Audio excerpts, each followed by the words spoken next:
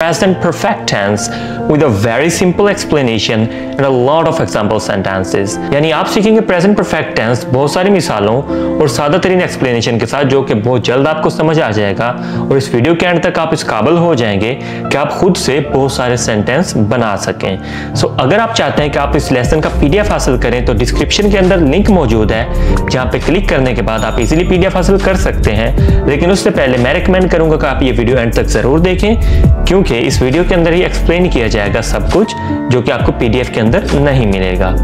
सो अगर अब तक आपने इस कोर्स की बाकी क्लासेस नहीं देखी तो वो भी आप देख लीजिएगा। क्लास नंबर 1, 2, 3 एंड 4 जो हैं वो भी चैनल पे अपलोडेड है, आप वहां से देख सकते हैं। So once you are ready, let's dive into it.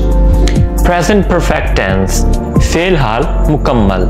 अब वर्ड मुकम्मल से आपको पता चल चुका होगा कि this tense is used to tell about an action which has completed। लेकिन ऐसा एक्शन जिसका हम प्रेजेंट में जिक्र कर रहे हैं कि वो अभी हो चुका है, राइट? तो ये एक ऐसा एक्शन होता है जो पास्ट में किस टाइम स्टार्ट हुआ था, लेकिन उसकी जो कंप्लीशन है वो अभी नियर पास्ट में हुई है। फॉर एग्जाम्पल, एक काम आप शुरू करते हैं, सुबह आप शुरू करते हैं और शाम के वक्त आप ये कहते हैं कि मैं ये काम मुकम्मल कर चुका हूँ। जिस वक्त आप ये बता रहे होते हैं उस वक्त वो काम तो पास्ट में चला गया होता है, क्योंकि आपने वो पहले कर दिया है, लेकिन वो होता है नियर पास्ट। और क्योंकि आप उसको रिपोर्ट कर रहे हैं प्रेजेंट के अंदर कि मैं ये कर चुका हूं, तो वो प्रेजेंट परफेक्ट टेंस ही कंसीडर किया जाता है। ऐसे उर्दू के फिक्रात के आखिर में क्या है, चुका हूं, चुकी हूं, चुके हैं वगैरह आता है। फर्दर जिसकी एक्सप्लेनेशन है वो आपको कुछ एग्जाम्पल सेंटेंसेस के जरिए समझाऊंगा मैं। वो खेल चुके हैं, वो खेल चुके हैं, यानी एक ऐसा एक्शन जो मुकम्मल हो चुका है, ठीक है। मैं जा चुका हूं, बारिश हो चुकी है। और सबसे आसान एग्जाम्पल, मैं वीडियो बना चुका हूं। सो जिस वक्त आप ये वीडियो देख रहे होंगे उस वक्त तक मैं ये काम मुकम्मल कर चुका हूं, मैं वीडियो बना चुका हूं। आप वीडियो देखना शुरू कर चुके हैं। उससे भी सादा एग्जाम्पल कि जिस वक्त आपने वीडियो प्ले किया उस वक्त आप एक काम मुकम्मल कर चुके, और वो काम क्या है, वीडियो देखना। मतलब आप वीडियो देखना शुरू कर चुके हैं, ठीक है। तो ऐसे कोई भी एक्शन जो मुकम्मल हो चुका है उनका जिक्र करने के लिए हम हमेशा प्रेजेंट परफेक्ट टेंस को इस्तेमाल करते हैं। फर्दर हम देखते हैं कि इसके जो हेल्पिंग वर्ब होते हैं यानी हैज और हैव, ये किस तरह इस्तेमाल होंगे, कौन से सब्जेक्ट के साथ हैज इस्तेमाल होगा और कौन से सब्जेक्ट के साथ हैव इस्तेमाल होगा। अगर आप ये कोर्स शुरू से देख रहे हैं तो आपको ये आइडिया होगा कि मैंने आपको पहले समझाया था कि जब भी किसी भी टेंस के अंदर एक से ज्यादा हेल्पिंग वर्ब आते हैं तो एक हेल्पिंग वर्ब कुछ सब्जेक्ट के साथ इस्तेमाल होता है, दूसरा हेल्पिंग वर्ब कुछ और सब्जेक्ट्स के साथ इस्तेमाल होता है। अगर आपको अब तक सब्जेक्ट वर्ब, ऑब्जेक्ट और हेल्पिंग वर्ब वगैरह का आइडिया नहीं है तो आप ये कोर्स स्टार्ट से देखेंगे जब क्लास नंबर 1 से, तो आप ये सब चीजें आपको क्लियर हो जाएंगी। सो हम देखते हैं कि हैज का इस्तेमाल कहाँ पे होगा। जब भी कोई सेंटेंस ही, शी, इट या सिंगुलर सब्जेक्ट यानी बॉय, अली, गर्ल, फॉर्मर, ये सब सिंगुलर सब्जेक्ट हैं। ऐसे सब्जेक्ट जो कि एक पर्सन पे या किसी एक चीज पे डिपेंड कर रहा हो, जो एक चीज काउंट की जा रही है, उसको हम कहते हैं सिंगुलर सब्जेक्ट, राइट? तो उनके साथ हैज का इस्तेमाल होता है।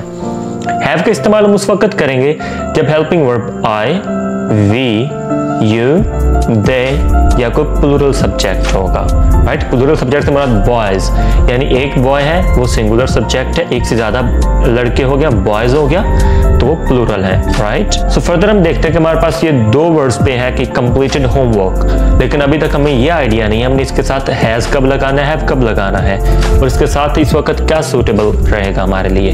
तो पहले देखते हैं कि सब्जेक्ट क्या आ रहा है। अगर सब्जेक्ट आपका ही आ रहा है यानी आपका सेंटेंस ही से शुरू हो रहा है तो आप हैज लगा देंगे, जिस तरह he has completed homework, she has completed homework, a boy has completed homework, Ali has completed homework, girl has completed homework।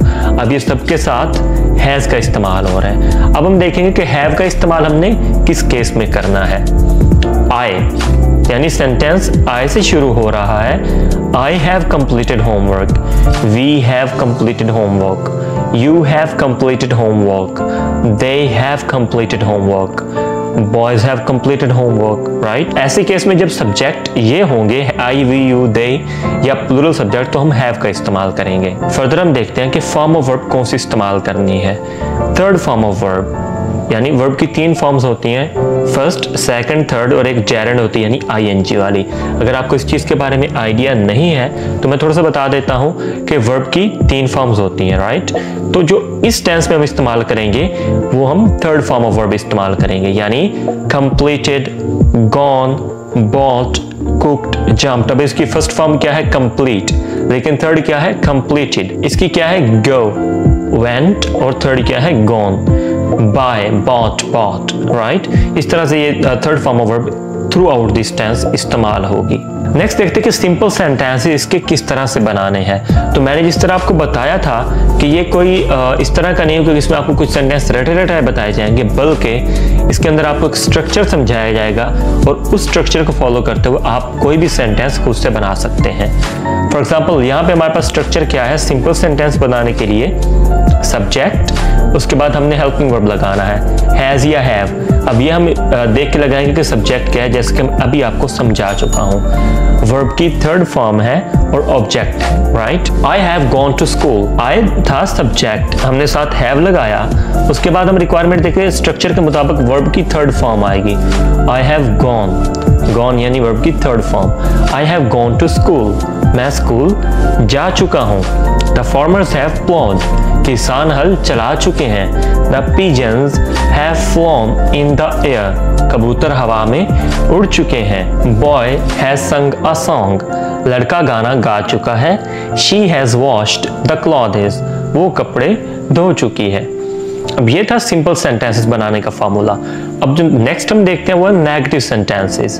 तो सिंपल सेंटेंसेस अगर आपको बनाना आ गए हैं तो नेगेटिव, तो इंट्रोगेटिव या नेगेटिव इंट्रोगेटिव बनाना आपके लिए जरा भी मुश्किल नहीं रहेगा, क्योंकि जरा सी चेंज करनी होती है। जिस तरह पहले सब्जेक्ट के साथ हैज हैव लग रहा था, वर्ब थर्ड लग रहा था, ऑब्जेक्ट लग रहा था, सब कुछ वैसा रहेगा, सिर्फ हमने हेल्पिंग वर्ब के बाद नॉट ऐड कर देना है, ठीक है। मनफी बनाने के लिए हेल्पिंग वर्ब के साथ नॉट का इजाफा करें।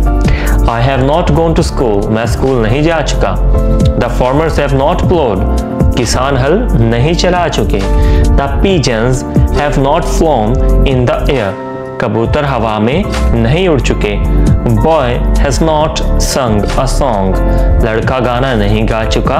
She has not washed the clothes, वो कपड़े नहीं धो चुकी है। मैंने आपकी आसानी के लिए सेंटेंसेस भी सेम इस्तेमाल किए हैं, स्ट्रक्चर भी सेम इस्तेमाल किया है, फर्क सिर्फ क्या आ रहा है कि हम नॉट का इस्तेमाल कर रहे हैं। आगे है इंट्रोगेटिव सेंटेंसेस यानी सवालिया फिक्रात।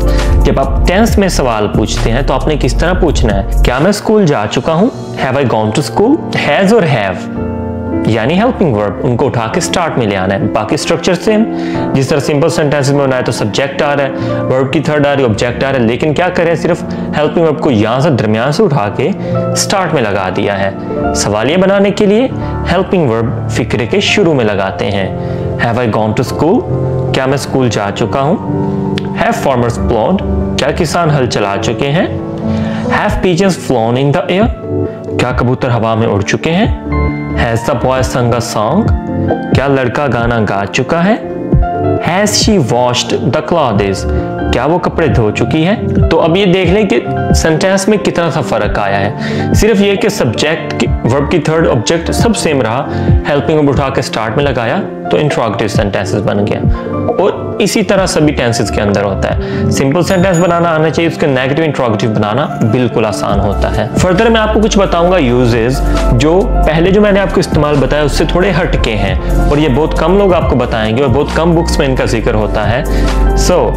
जब आपने कुछ जनरल एक्सपीरियंसेस बताने होते हैं, अपने कुछ आम तजर्बात जिनको हम कहते हैं कि ऐसा मेरे साथ कभी नहीं हुआ या मैंने कभी नहीं किया, ठीक है, तो इसके लिए आप यूज करेंगे has she ever tried biryani before? क्या वो इससे पहले कभी बिरयानी ट्राई कर चुकी है? पहले कभी, ठीक है, इस चीज पे गौर करना है, पहले कभी। I have never met him, ठीक है, मैं उसको कभी नहीं मिला, मैं उसको कभी नहीं मिल चुका, ठीक है। आई हैव नेवर, तो एवर और नेवर का इस्तेमाल करते हैं और उसके साथ हम लगाते हैं हैज हैव, यानी प्रेजेंट परफेक्ट टेंस में जब हम एवर और नेवर का इस्तेमाल करते हैं तो उसका मतलब ये होता है कि मैं ये काम मैंने कभी नहीं किया, ठीक है। रिसेंटली अकर्ड, नेक्स्ट क्या है? रिसेंटली अकर्ड, यानी जो अभी अभी हुआ हो। वर्ड हम उसके लिए यूज करते हैं just. I have just eaten lunch, मैंने लंच किया है, ठीक है। She has just saw me on the road, उसने अभी अभी मुझे रोड पे देखा है, ठीक है। तो जब आपने बताना हो कि ये काम अभी अभी हुआ है तो आप प्रेजेंट परफेक्ट टेंस में just का इस्तेमाल करते हैं। I have just eaten lunch, she has just saw me on the road, not occurred up to now। जब आपको बताते हैं कि कोई एक्शन अभी तक भी नहीं हुआ, ठीक है, अभी तक भी नहीं हुआ। They haven't arrived yet, वो अभी तक नहीं आए। Ahmad haven't completed the task yet, Ahmad ने अभी तक काम मुकम्मल नहीं किया, अहमद ने अभी तक वो टास्क मुकम्मल नहीं किया। तो जब आपने ऐसी बात करनी होती है आप उसके साथ yet का यूज करते हैं एंड पे और कहते हैं कि ये काम अभी तक नहीं हुआ, ठीक है। अगला है occurred before you expected, यानी कोई काम जो उम्मीद से पहले हो गया हो। हम सोच रहे थे कि ये इस वक्त होगा लेकिन वो ऑलरेडी हो चुका है, वो उससे पहले हो चुका है। They have already arrived, वो पहले आ चुके हैं। Ahmad have already completed the task, Ahmad पहले से काम मुकम्मल कर चुका है, ठीक है। ऊपर हमने एग्जांपल्स देखी कि they haven't arrived yet, यानी वो अभी तक नहीं आए। They have already arrived, वो पहले से ही आ चुके हैं। फॉर एग्जाम्पल हम एक्सपेक्ट करें वो 3 बजे आएंगे, वो आ जाते हैं 2 बजे, तो हम कहते हैं they have already arrived, वो पहले आ चुके हैं, मतलब वो पहले ही आ चुके हैं, ठीक हो गया। तो ये कुछ यूजेस थे जो उससे हटके थे, जो बहुत कम लोग आपको बताएंगे। सो इनको आपने जरूर इस्तेमाल करो, इसका इस्तेमाल आप देखेंगे भी और देखते आपको समझ आ जाएगी कि इसका मीनिंग क्या है। जैसे मैंने आपको पहले बताया था कि प्रैक्टिस के लिए मैं कुछ आपको जरूर दूंगा। सो ये सेंटेंस आप इस्तेमाल कर सकते हैं अपनी प्रैक्टिस के लिए। प्रैक्टिस आपने कहाँ करनी है वो भी आपको बताता हूँ। पहले आप ये सेंटेंस अच्छे से देख लें और आपने कोशिश करनी है कि आप ये सेंटेंस बना के अभी जो कमेंट के अंदर लिखेंगे